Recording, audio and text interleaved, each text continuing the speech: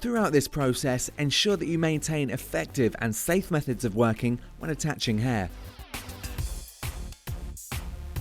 Prior to the treatment, you must always carry out a consultation with the client. Discuss and agree on the desired look. In this case, the client would like to add texture and length whilst maintaining a natural look. During the consultation, you must check for any contraindications and identify any factors that may affect the service. In this case, the client has previously had hair attached using the base braid and weave attachment system. She has removed the attachments herself, resulting in the hair being cut and has caused uneven hair length. This is important as it will affect the positioning of the base braids and will determine whether the procedure can go ahead. If the hair is too short, it could result in loose braids or no service being able to be given. The stylist finds that the hair is long enough to go ahead with the service. Create even and clean sections suitable for the attachment system. The stylist will use horizontal braids so the attachments lie flat to the scalp and become part of the hairstyle. This also allows the hair extensions to follow the natural direction of the hair growth. Starting at the bottom, you need to leave enough hair at the nape and around the hairline so that if the hair is tied up, the attachment is concealed. You also need to ensure that the attachment is well hidden at the crown, leaving a middle section for the base braid and weave.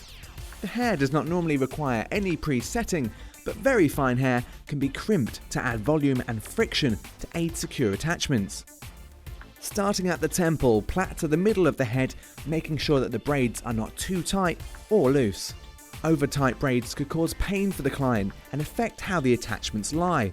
It could also damage the hair or cause traction alopecia. Loose braids could cause the attachments to be insecure and possibly fall out. You could secure the plait with a professional hairband. In this case, there's no need for a band to secure the plait as the crimp will hold it in place. Start at the other side of the head and plait to the middle as before. Follow this procedure for any other layers. This will differ depending on the client's needs.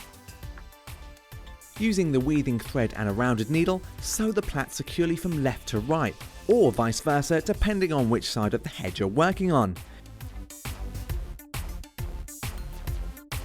The stylist is using a blanket stitch, which is a stitch that goes over and under.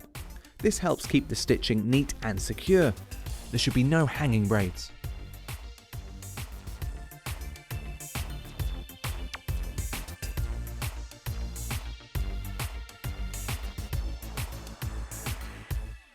Next, you measure the hair attachment across the rows of the braids to ensure it will cover the plait. Cut any excess extension hair off at this point.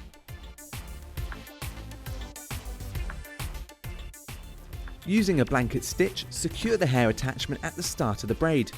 Maintain a suitable and even tension throughout the process. Weave in the hair extension carefully so that it will lie smoothly with the plait. Secure at the end and continue the same process for other plaits.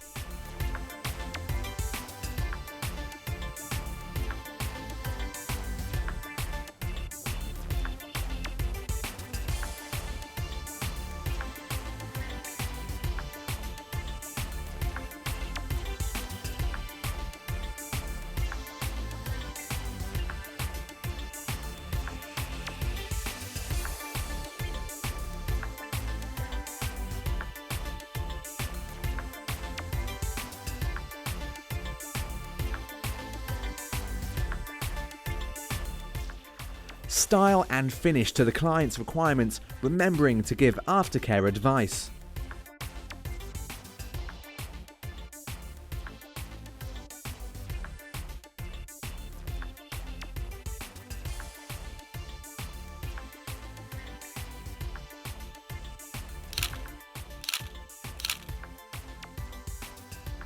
Maintain effective and safe methods of working. Carry out a consultation. Explain the procedure to the client. Create clean and even sections for the attachment system. Follow the natural direction of the hair growth. Leave enough hair at the bottom and crown to conceal the base braid and weave. Start at the temple and plait to the middle of the head. Ensure that the braids are not too tight or too loose.